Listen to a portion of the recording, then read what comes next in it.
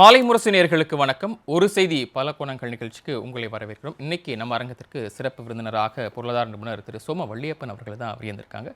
அவரை வரவேற்றுட்டு நிகழ்ச்சியில் போகலாம். வாங்க. வணக்கம் சார். வணக்கம். தங்க விலை அப்படிங்கிறது சரமாரியாக வரலாறு காலத்தில் தினம் தினம் ஏறிக்கிட்டே வருது. ஸோ இதுக்கு காரணம் என்ன? ஒரு சாமானிய மக்கள் இதை எப்படி புரிஞ்சுக்கிறது இந்த கிராஃப்டை?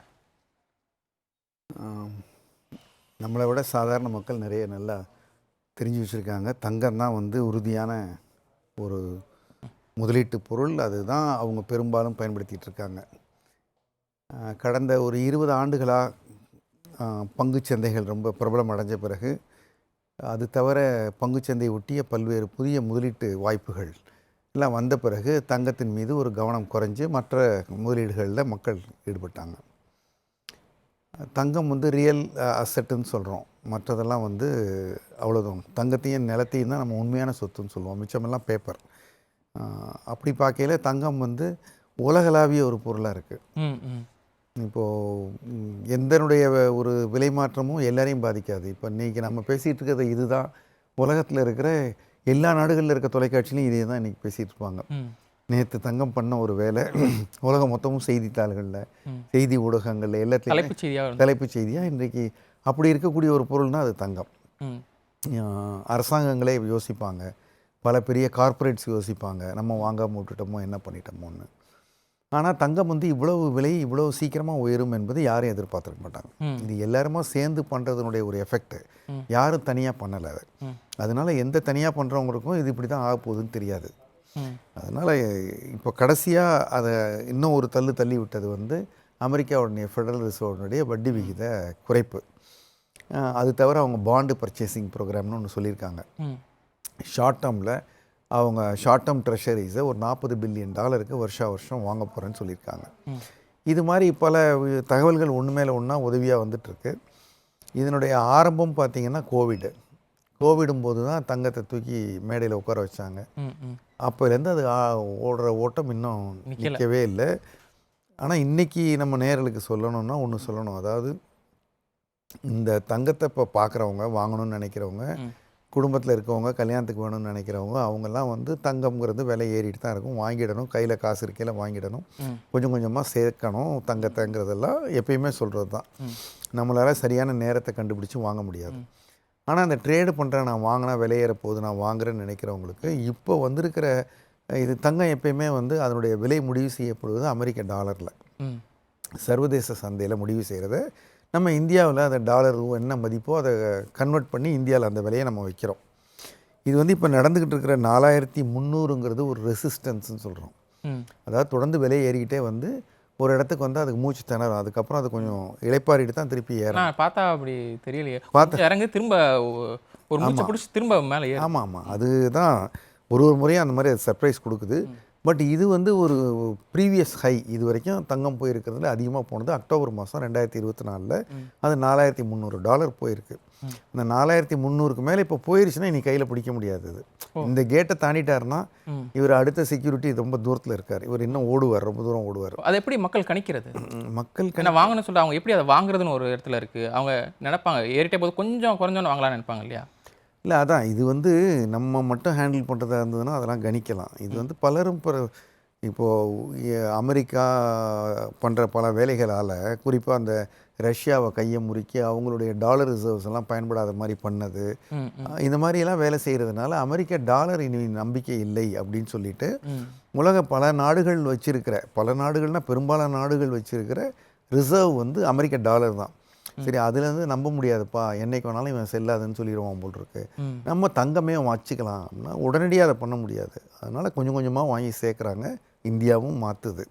டாலர்லேருந்து நம்ம தங்கத்துக்கு கொஞ்சம் கொஞ்சமாக மாறுறோம். சீனா தான் அதை வேகமாக பண்ணாங்க, நிறைய பண்ணியிருக்காங்க. ஆனால் அவங்க பண்ணி முடிக்கும் என்ன 10-20 வருஷம் ஆகும். அவ்வளோ ரிசர்வ்ஸ் வச்சுருக்காங்க. அப்போது இவ்வளவுத்தையும் மாற்றணுன்னா இப்போ நம்ம பழைய நோட்டை கொடுத்து புது நோட்டு மாற்ற எவ்வளோ டைம் ஆகுது? அது மாதிரி இப்போ டாலரை கொடுத்து தங்கத்தை மாற்றணும்னா தங்கம் என்ன ஆகும்? எல்லாரும் அதை கேட்டாங்கன்னா டிமாண்ட் அதிகமாகும். அப்போது ஒரு பெரிய தனம்ங்கிறது யார்? பெரிய கட்டு தலைக்கட்டு யாருன்னா அவங்க ரிசர்வ் பேங்க்ஸ் தான். உலகத்தில் இருக்கிற எல்லா ரிசர்வ் பேங்க்கும் தங்கத்தை வாங்கணும்னு நினைக்கிறாங்க. அவங்க வாங்கினா விலையேறப்பான்னு சொல்லிட்டு ஒரு ஊரில் விலையேற போகுதுன்னா இடத்த வாங்கி முதல்ல இவன் வச்சுக்குவான், பவர் போட்டு வச்சுக்குவான். விலை ஏற ஏற நம்ம விற்றுக்குவோம்னு சொல்லிட்டு அட்வான்ஸ். அந்த மாதிரி இப்போ தங்கத்தை எல்லோரும் வாங்கி வச்சுக்கிறாங்க ஏறப்போகுதுன்னு. ஆக இப்போ ரொம்ப ஊரறிஞ்ச ரகசியமாக போச்சு தங்கம் விலை ஏறும்னு. ஆனால் இந்த 4300 ஒரு தடுப்பு வரணும். நம்ம அந்த 1 லட்ச ரூபாயில் வரணும். இயல்பாக பார்த்தா வந்து கொஞ்சம் இறங்கிட்டு தான் ஏறணும். ஆனால் இது இது இது தடுக்கப்படுமா, இதையும் மீறுமான்னா மீறுறது சிரமம். ஒருவேளை அந்த ரெசிஸ்டன்ஸை உடைச்சா இன்னும் மேலே போகும்னு சொல்கிறீங்க. ஆமாம், ரெசிஸ்டன்ஸ் குறைஞ்சா எவ்வளோ குறையலாம் சார்? இல்லை, அதுவும் நம்மளால் சரியாக சொல்ல முடியாது. குறைஞ்சா, அதாவது 2008 ஒரு பெருசாக வீழ்ச்சி வந்தது. $1000 இருந்து $780 வந்தது. 25% 2008 அந்த சப்ரைம் போது வந்தது. அதுக்கப்புறம் அது உயர்ந்தது வந்து வேகமாக $1500 போச்சு. அதனால் ரொம்ப பெரிய ஆளுங்க ஹேண்டில் பண்ணுறதுனால இது ரொம்ப வேகமாக ஏறும் இறங்கும். இப்போ இதில் எவ்வளோ தூரம் ஸ்பெக்குலேட்டிவ் மணி இருக்குங்கிறத பொறுத்து தான் கரெக்ஷன் டீப்பாக இருக்கும். இப்போ நிறைய பேர் முழுசாக வாங்கி வச்சுக்கிறதுக்கு நம்பிக்கை இல்லாமல் இதை குளிர்காயலாம் இந்த விலையேற்றத்துலன்னு சொல்லி டெம்பரரியாக வந்திருந்தால், அவங்களுடைய சொந்த பணம் இல்லாமல் கடன் வாங்கி அல்லது கொஞ்சம் அட்வான்ஸ் மட்டும் கொடுத்து வச்சுருந்தாங்கன்னா அவங்களாம் அந்த கரெக்ஷன் போது போதுண்டா சாமி நமக்கு கிடைச்சல அப்படின்னு விட்டுட்டு ஓடுவாங்க. அப்போ நிறைய இறங்கும்.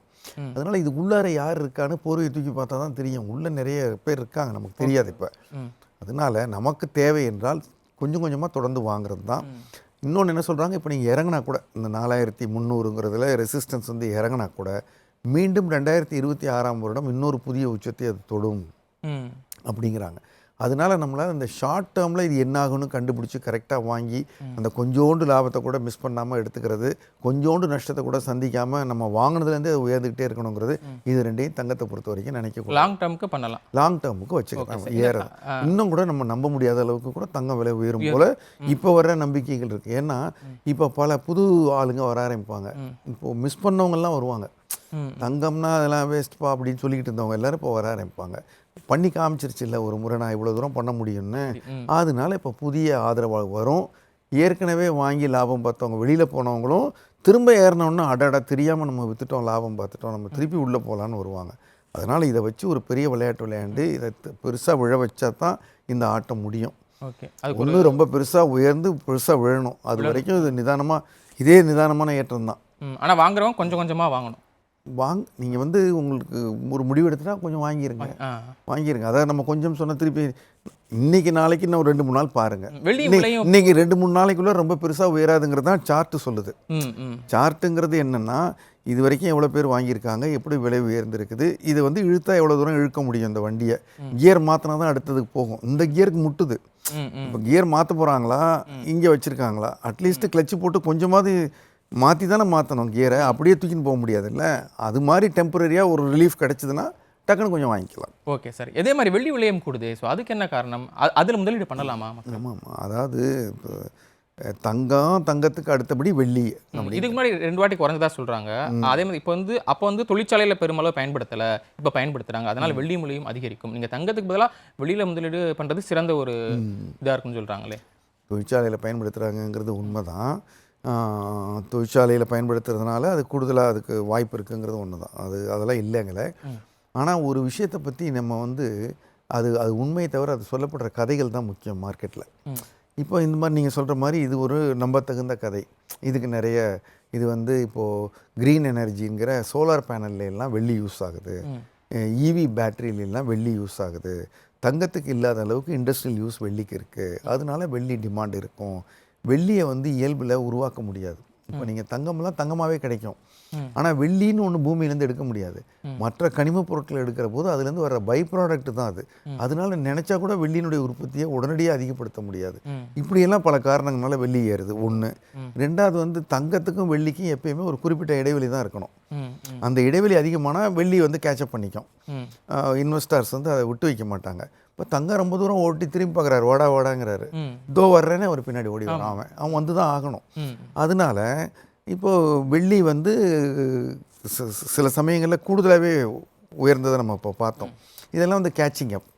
அதனால் வெள்ளியும் தொடர்ந்து உயரத்தான் செய்யும். இது தவிர பங்கு சந்தையில் பங்குகளை வாங்கிட்டு இருக்கிற மாதிரி தங்கத்தையும் வெள்ளியும் கண்ணில் பார்க்காமலே பங்குகள் மாதிரி வாங்கலாம் அப்படிங்கிற ஏற்பாடு வந்து இப்போ 2-3 வருஷம் ஆச்சு. எது சிறந்த ஒரு இதாக இருக்கும்? நம்ம ஆபரணமாவோ இல்லை ஒரு தங்க கட்டியாவோ வெள்ளி கட்டியாக வாங்குறது ஒரு பொருளாக வாங்குறது சிறந்ததாக இருக்குமா, இல்லை முதலீடு பண்ணுறப்போ அது டிஜிட்டலாக வாங்குறது சரியாக இருக்குமா? நிச்சயமாக டிஜிட்டலாக வாங்குறது தான் சரியாக இருக்கும். ஆனால் எல்லாருக்கும் டிஜிட்டலாக ஹேண்டில் பண்ண தெரியுமா? இப்போ எல்லாருக்கும் டிமேட்னா என்னன்னு தெரியாது, அதுக்கு பாஸ்வேர்டுன்னா என்னன்னு தெரியாது, நினச்ச நேரத்தில் அதை வாங்க விற்க தெரியாது. அது புரியாது. அதனால அதுக்கு அவங்க கொடுக்குற விலை தான் அவங்க வந்து ஃபிசிக்கலாக வாங்குறாங்க. நீங்கள் ஃபிசிக்கலாக வாங்குற போது அது பியூரிட்டி சரியாக இருக்கான்னு செக் பண்ணணும். அதுக்கு 3% ஜிஎஸ்டி கட்டணும். விற்றாலும் 3% கட்டணும். நீங்கள் டிஜிட்டலில் அது கிடையாது.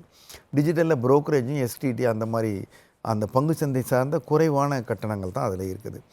அது தவிர அதை பாதுகாக்க வேண்டியதில்லை, அதை நம்ம வெரிஃபை பண்ண வேண்டியதில்லை, விலை கரெக்டானு செக் பண்ண வேணாம், ஒன்றுமே வேணாம். அது வந்து உலகம் மொத்தமும் தெரிகிற வெளிப்படையான விலை தான் நம்ம வாங்குகிற குறிப்பிட்ட இடிஎஃப்க்கு. அந்த இடிஎஃப்பை வாங்கலாம்.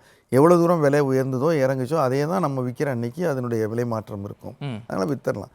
சுலபம்னு பார்த்தீங்கன்னா இடிஎஃப் தான். பாதுகாப்புன்னு பார்த்தீங்கன்னா இடிஎஃப் தான். Okay sir. எல்லாருக்கும் இல்லைங்கிறது தான் அதில் ஒரு விஷயம். Okay sir. நிகழ்ச்சியில் பங்கேற்றுக் கொண்டு பல்வேறு விஷயங்களை பகிர்ந்துக்கிட்டீங்க. அரங்கத்துக்கு வந்த மிக்க நன்றி சார். நன்றி. நேர்களை மற்றும் ஒரு நிகழ்ச்சியில் சந்திக்கலாம். நன்றி, வணக்கம்.